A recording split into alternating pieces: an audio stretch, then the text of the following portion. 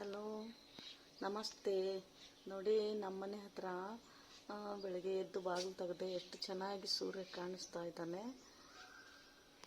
ನಾನು ಪಾಟ್ಗಳು ಇಟ್ಟಿದ್ದೀನಿ ಮನೆ ಮುಂದೆ. ಕಾಂಪೌಂಡ್ ಇದೆಯಲ್ಲ, ಅದ್ರ ಮೇಲೆ ಸ್ವಲ್ಪ ಪಾಟ್ಗಳು ಇಟ್ಟಿದ್ದೀನಿ. ಅದ್ರ ಮಧ್ಯದಲ್ಲಿ ಸೂರ್ಯ ಕಾಣಿಸ್ತಾ ಇದ್ದಾನೆ. ನೋಡಿ ಎಷ್ಟು ಚೆನ್ನಾಗಿ ಕಾಣಿಸ್ತಾ ಇದ್ದಾನೆ ಅಂತ. ನಾನು ಕೆಲವೊಂದು ಪಾಟ್ಗಳು ಇಟ್ಟಿದ್ದೀನಿ ನೋಡಿ.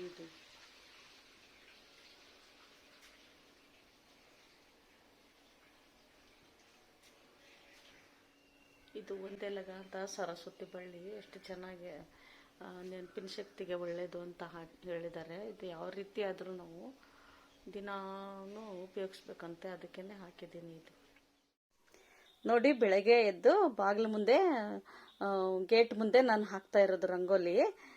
ಇದು ಹೇಗಿದೆ, ನಿಮಗೂ ಈ ಥರ ರಂಗೋಲಿಗಳು ಇಷ್ಟ ಆಯಿತು ಅಂದರೆ ಹೇಳಿ, ನಾನು ಮುಂದಿನ ವಿಡಿಯೋದಲ್ಲಿ ತಿಳಿಸ್ಕೊಡ್ತೀನಿ. ಮೊದಲಿನಿಂದಲೂ ನಮ್ಮ ಮನೆಯಲ್ಲಿ ಬಾಗಿಲಿಗೆ ತುಂಬ ಮಹತ್ವ, ಹಿಂದಿನ ಕಾಲದಿಂದನೂ ಅಷ್ಟೇ. ಬಾಗಿಲು ಹೊಸ್ತಲು ಅಂದರೆ ತುಂಬ ಮಹತ್ವ ಕೊಡ್ತಾ ಇದ್ರು.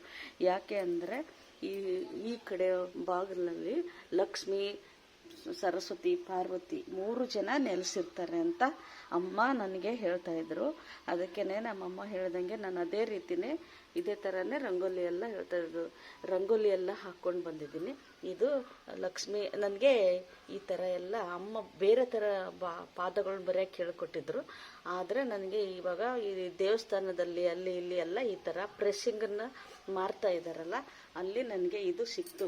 ಎಷ್ಟು ಚೆನ್ನಾಗಿದೆ ನೋಡಿ ಪಾದಗಳು, ತಾಯಿಯ ಪಾದಗಳು. ಇದು ಅದೇ ಸಿಕ್ತು. ಅದನ್ನೇ ನಾನು ತಗೊಂಬಂದ್ಬಿಟ್ಟು ಈ ಕಡೆ ಲಕ್ಷ್ಮಿ, ಸರಸ್ವತಿ, ಪಾರ್ವತಿದು 3 ಜನರದ್ದು ಪಾದ ಹಾಕ್ತೀನಿ ನಾನು. ಆಮೇಲೆ ಜಯ, ಈ ಕಡೆಗೆ ವಿಜಯ. ಇದು ಯಾಕೆ ಅಂತ ಅಂದರೆ ನಮ್ಮ ಮನೆಯ ಒಂದು ಸ್ವರ್ಗ, ವೈಕುಂಠ ಅದೇ ಥರ ಅಂತ ನಾವು ತಿಳ್ಕೋಬೇಕು ಅಂತ ನಮ್ಮಮ್ಮ ಹೇಳ್ತಾಯಿದ್ರು. ಅದಕ್ಕೆ ನಾವು ಜಯ ವಿಜಯರು ವೈಕುಂಠದಲ್ಲಿ ಯಾವಾಗಲೂ ಕಾವಲು ಕಾಯ್ತಾ ಇರ್ತಾರೆ, ದ್ವಾರಪಾಲಕರಾಗಿಬಿಟ್ಟು. ಅದೇ ನಮ್ಮ ಮನೆಯೂ ಕೂಡ ವೈಕುಂಠ ಸ್ವರ್ಗ ಅಂತ ಹೇಳಿಬಿಟ್ಟು ದ್ವಾರಪಾಲಕರನ್ನ ನಾವು ಇದ್ದಾರೆ ಅಂತ ಭಾವಿಸ್ಕೊಂಡು ಈ ಕಡೆಗೆ ಜಯನ ಬರಿಬೇಕು, ಈ ಕಡೆಗೆ ವಿಜಯನ ಬರಿಬೇಕು. ಆಮೇಲೆ ಶ್ರೀ ಬರೆದಿದ್ದೀನಿ. ಇಲ್ಲಿ ಲಕ್ಷ್ಮೀ ಪಾದಗಳು, ಅದು ಲಕ್ಷ್ಮೀ ಪಾದ ಅಂತಂದರೆ ಹಸುಗಳದು ಪಾದಗಳು. ಅವಕ್ಕೂ ಪೂಜೆ ಆಗ್ತಾಯಿತ್ತು ಅವಾಗ.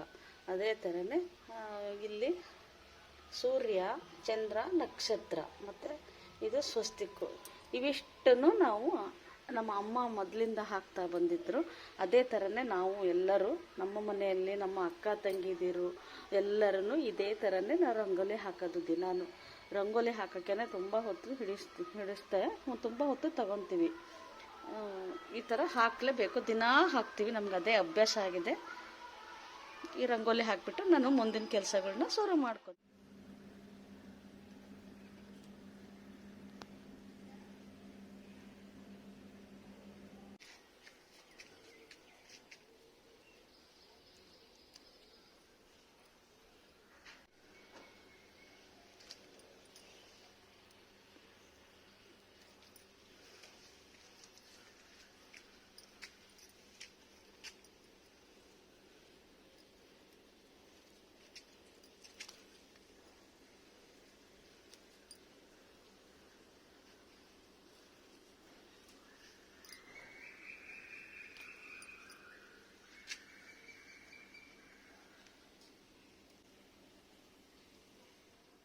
ನೋಡಿ, ನಾವು ಈ ಥರ ಎಲ್ಲ ದಿನಾನು ದೇವ್ರನ್ನ ತೊಳೆದ್ಬಿಟ್ಟೆ ಪೂಜೆ ಮಾಡೋದು. ನಮ್ಮ ಕಡೆಗೆ ಇದೇ ಥರ ಮಾಡೋದು.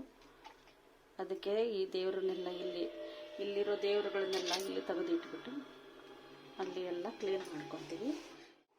ನಮ್ಮ ಅಮ್ಮನೇ ನನಗೆ ಈ ಥರ ಹೂವು ಕಟ್ಟೋದು, ನಮ್ಮ ಮನೆ ಹಿಂದೆಗಡೆ ಹಿತ್ತಲಲ್ಲೆಲ್ಲ ಮಲ್ಲಿಗೆ ಹೂವು ತುಂಬ ಬಿಡ್ತಾ ಇತ್ತು.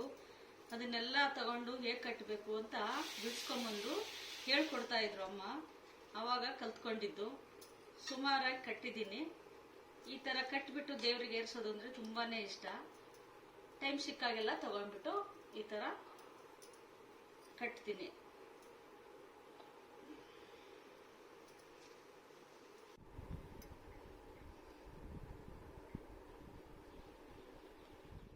ನೋಡಿ, ನೋಡಿ ಈ ತರ ಎಲ್ಲ ದೇವ್ರುಗಳನ್ನೆಲ್ಲ ತೊಳೆದು ಎಲ್ಲ ಆದ್ಮೇಲೆ ಮತ್ತೆ ಇದೇ ತರ ಎಲ್ಲ ಕ್ಲೀನಾಗಿ ಒರೆಸಿ ಎಲ್ಲ ಆದ್ಮೇಲೆ ದೇವ್ರುಗಳನ್ನೆಲ್ಲ ಈ ತರ ಸೆಟ್ ಮಾಡ್ತೀವಿ. ಅದೇ ಜಾಗದಲ್ಲಿ ಮತ್ತೆ ಇಡ್ತೀವಿ. ಇಟ್ಟಾದ್ಮೇಲೆ ದೇವ್ರ ಫೋಟೋಗಳನ್ನೆಲ್ಲ ಒರೆಸಿ ಇಟ್ಟಾದ್ಮೇಲೆ ಆಮೇಲೆ ದೀಪ ಹಚ್ತೀವಿ. किं ज्योतिस्तव भानुमानहनिमे रात्रौ प्रदीपादिकं शादेवं रविदीपदर्शनविधो किं ज्योतिराज्ञाहिनी चक्षुस्तस्य निमीलनादिसमये किं दीर्घयो दर्शने किं तत्राहमतो भवान् परमकम् ಜ್ಯೋತಿಸ್ತದಸ್ಮಿನ್ ಪ್ರಭೋ ಜ್ಯೋತಿಸ್ತದಸ್ಮಿನ್ ಪ್ರಭೋ. ಸುಮಾರು ಮಂತ್ರಗಳಿದೆ, ಅದರಲ್ಲಿ ನಾನು ಹೇಳೋದು ದಿನ ಈ ಮಂತ್ರ ನೋಡಿ ಒಂದು ರಂಗೋಲಿನೂ ಹಾಕ್ಕೊಂಡಿದ್ದೀನಿ. ಈ ಥರ ಆದಮೇಲೆ ಮತ್ತೆ ನಾವು ಈ ಥರ ಎಲ್ಲ ದೇವರುಗಳಿಗೂ ಅರಿಶಿನ ಕುಂಕುಮ ಗಂಧ ಎಲ್ಲ ಹಚ್ಬಿಟ್ಟು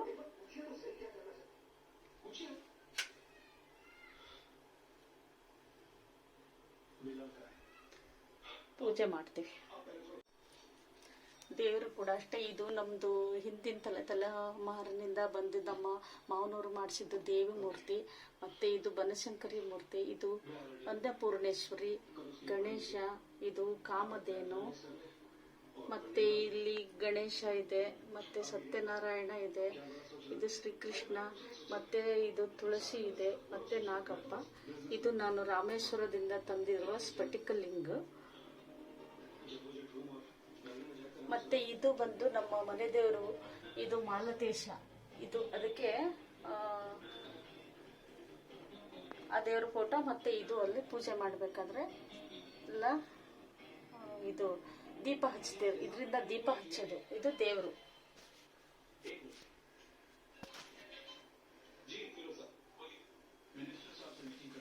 ಇದು ಶ್ರೀಕೃಷ್ಣ ಪರಮಾತ್ಮ. ಇದು ತೊಟ್ಟಿಲು ನಮ್ಮ ಸೊಸೆಗೆ ಮದುವೆಯಲ್ಲಿ ಈ ತರ ಕೊಡ್ತಾರೆ. ಆ ತೊಟ್ಟಿಲನ್ನು ಮತ್ತೆ ಶ್ರೀಕೃಷ್ಣನ್ನು ಇಟ್ಬಿಟ್ಟು ನಾವು ಪೂಜೆ ಮಾಡ್ತೀವಿ. ಓಂ ಖಡ್ಗಂ ಚಕ್ರಂ ಗದೇಶು ಚಾಪ ಪರಿಗಾನಂ ಶೂಲಂ ಭುಷುಂಡೀಶಿರಂ ಶಂಖಂ ಸಂದದೌ ಕರಸ್ತ್ರಿನಯನೋ ಸರ್ವಾಲಂಕಾರ ಭೂಷಾಮೃತಂ ಯಾಂ ಹಂತು ಮಧುಕೈಠಭೋ ಜಲಜಭೂಸ್ತುಷ್ಟಾವ ಸುಪ್ತೈಹರೋ ನೀಲಸ್ಮದುತಿಮಾಶ ಪಾದದಶಕಾಂ ಸೇವೆ ಮಹಾಕಾಳಿಂ. ನಮಸ್ತೆ ಶರಣ್ಯೇ ಶಿವೆ ಸ್ವಾನುಕಂಪೆ ನಮಸ್ತೆ ಜಗದ್ವ್ಯಾಪಿಕೆ ವಿಶ್ವರೂಪೆ ನಮಸ್ತೆ ಜಗದ್ವಂದೆ ಪಾದಾರವಿಂದೆ ನಮಸ್ತೆ ಜಗತ್ಕಾರಣೆ ತ್ರಾಹಿದುರ್. ಈಗ ಇದು ಪೂಜೆ ಎಲ್ಲ ಆದ್ಮೇಲೆ ನೈವೇದ್ಯಕ್ಕೆ ಇದು ಮನೆ ದೇವರಿಗೆ ಅಂತ ನಾವು ನಮ್ದು ಮನೆ ದೇವರು ಮಾಲ್ತೇಶ ಗುಡದಯ್ಯ ಅಂತ, ಅದಕ್ಕೆ ಹಣ್ಣು ತುಪ್ಪ, ಬಾಳೆಹಣ್ಣು, ಸಕ್ಕರೆ, ತುಪ್ಪ ನೈವೇದ್ಯಕ್ಕೆ ಇಡ್ತೀವಿ. ಇದು ಪುಟಾಣಿ ಸಕ್ಕರೆ, ಹುರ್ಗಡ್ಲೆ ಸಕ್ಕರೆ ಅದಕ್ಕೆ ನಾನು ಫಸ್ಟ್ ಊದ್ಕಡ್ಡೆ ಹಚ್ಚಿರ್ತೀನಲ್ಲ, ಆದ್ಮೇಲೆ ನೈವೇದ್ಯ ಆದ್ಮೇಲೆ ಕರ್ಪೂರ,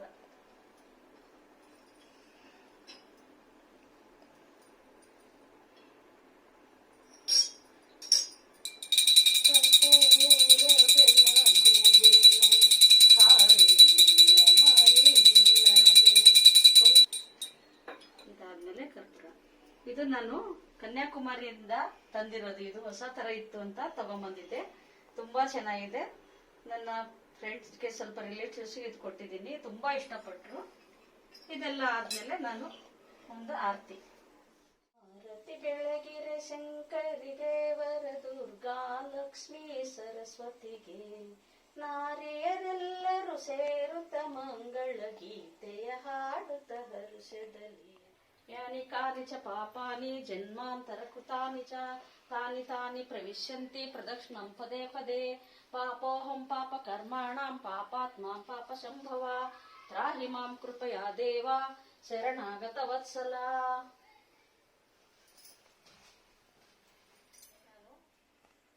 ಇದು ಲಲಿತಾ ಸಹಸ್ರನಾಮನ ಫುಲ್ ಹೇಳ್ಕೊಂತೀನಿ. ಭಗವದ್ಗೀತೆನ 5 ಶ್ಲೋಕ ದಿನ ಹೇಳ್ಕೊಂತೀನಿ. ಕಾಶಿರಾಜಶ್ಚ ವೀರ್ಯವಾನ್ ಪುರುಜಿತ್ ಕುಂತಿ ಭೋಜಶ್ಚ ಶೈಬ್ಯಶ್ಚ ನರಪುಂಗವಃ ಶ್ರೀ ಕೃಷ್ಣಾರ್ಪಣ. ನೋಡಿ ಫ್ರೆಂಡ್ಸ್, ನಾನು ಯಾವ ತರ ಪೂಜೆ ಮಾಡ್ತೀನಿ ಅಂತ ಅಂದ್ಬಿಟ್ಟು ನನ್ನ ವಿಡಿಯೋದಲ್ಲಿ ನಾನು ತೋರಿಸಿದ್ದೀನಿ. ಇನ್ನು ಮನೆಯಲ್ಲಿ ಬೇರೆ ಯಾರಾದರೂ ಪೂಜೆಗೆ ಏನಾದರೂ ಮಾಡಿದ್ರೆ ಅವ್ರು ಮಾಡಿ ಆದ್ಮೇಲೆ ನಾವು ಈ ತರ ಸ್ತೋತ್ರಗಳು, ಮಂತ್ರಗಳು, ಒಂದ್ ದಿವಸ ವಿಷ್ಣು ಸಹಸ್ರನಾಮ, ಒಂದ್ ದಿವಸ ಶಿವ ಸಹಸ್ರನಾಮ, ಆಯಾ ವಾರದಲ್ಲಿ ಯಾವ್ದೇ ದೇವ್ರ ಮಹತ್ವ ಇದೆಯೋ ಆ ದೇವ್ರ ಬಗ್ಗೆ ನಾವು ಸಹಸ್ರನಾಮ ಹೇಳ್ಕೊಂಡ್ಬಿಟ್ಟು ಪೂಜೆನ ಮುಗಿಸ್ತೀವಿ. ಈ ವಿಡಿಯೋ ನಿಮಗೆ ಇಷ್ಟ ಆದರೆ ಲೈಕ್ ಮಾಡಿ, ಶೇರ್ ಮಾಡಿ, ಸಬ್ಸ್ಕ್ರೈಬ್ ಮಾಡಿ. ಈ ವಿಡಿಯೋ ನೋಡಿದ್ದಕ್ಕೆ ನಿಮಗೆ ಧನ್ಯವಾದಗಳು.